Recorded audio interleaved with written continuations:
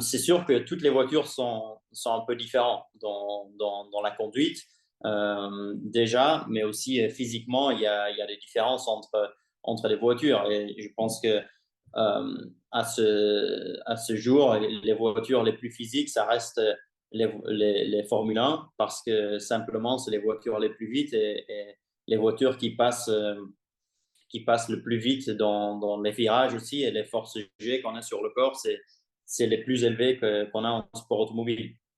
Euh, après, euh, les entraînements physiques pour la voiture, en global, ça reste les mêmes.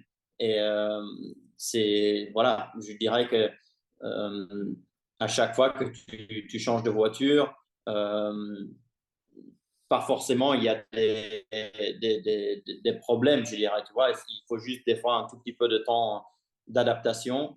Et même, tu vois, peu importe les heures que tu passes dans la gym ou en salle de sport, en préparation, la première fois que tu roules après un long break, je dirais, ou après les vacances, ou après l'hiver, la première fois que tu roules, tu as toujours un peu mal aux muscles, en fait, parce que c'est un sport tellement particulier que même faire la salle de sport, ça ne te prépare pas 100%, en fait. Donc, pour ça, le plus que tu roules, le mieux que tu es, en fait, à la fin.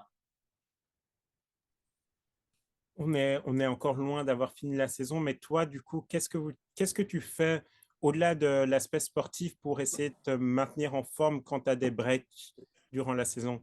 Euh, ouais, c'est sûr que c'est pas toujours facile pendant la saison parce que déjà j'ai un calendrier qui est très très chargé, donc déjà beaucoup de voyages et beaucoup d'avions, plus les des fois il y a des pays qui sont très loin, il y a le jet lag aussi, donc c'est vraiment il faut manager en fait son énergie tout au long de la saison. Et je dirais que pendant la saison, c'est plutôt maintenir la forme. Et l'hiver, il est plutôt pour améliorer, je dirais. Donc pendant la saison, c'est vraiment, il faut manager son énergie, il faut toujours réussir à, à être à 100% pendant les week-ends de course, même si parfois c'est compliqué avec les décalages horaires et toutes ces choses-là, tu vois, les températures, des fois, ça joue. Donc, après, on a la chance d'être aidé par des coachs physiques qui nous guident un peu pendant l'année, comment maintenir la forme. Et quand, des fois, c'est mieux de pas s'entraîner que de s'entraîner, en fait.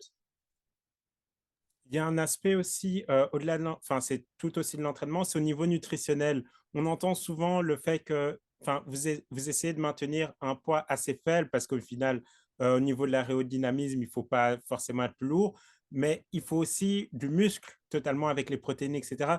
Du coup, quand on voit tout ce que vous perdez durant la course et que vous devez reprendre en gardant cet équilibre, toi, est-ce que tu penses que le fait d'être entré dans les catégories supérieures avec des gars comme Fernando Alonso, par exemple, qui sont déjà assez expérimentés, est-ce que tu penses que ça t'a aidé par rapport à d'autres qui, du coup, on remarque au final dans leur carrière?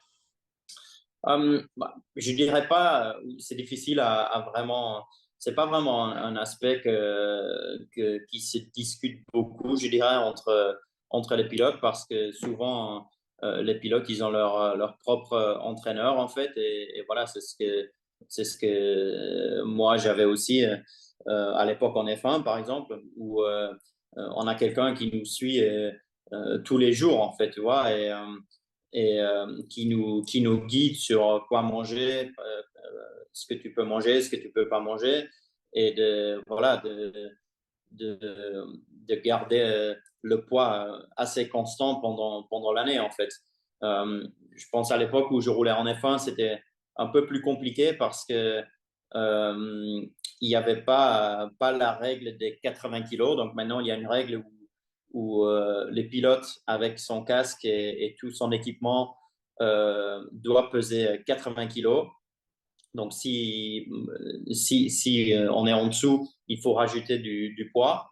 Euh, et si tu es au-dessus, ben là, tu es pénalisé, bien sûr. Mais euh, à l'époque, il n'y avait pas cette règle-là. Donc, c'était toujours un bénéfice d'être le plus léger possible. Alors, les équipes, à chaque fois, ils poussaient les pilotes pour être le plus léger possible parce que comme ça, ils pouvaient faire des différences avec le setup de la voiture en rajoutant du poids ailleurs, en fait.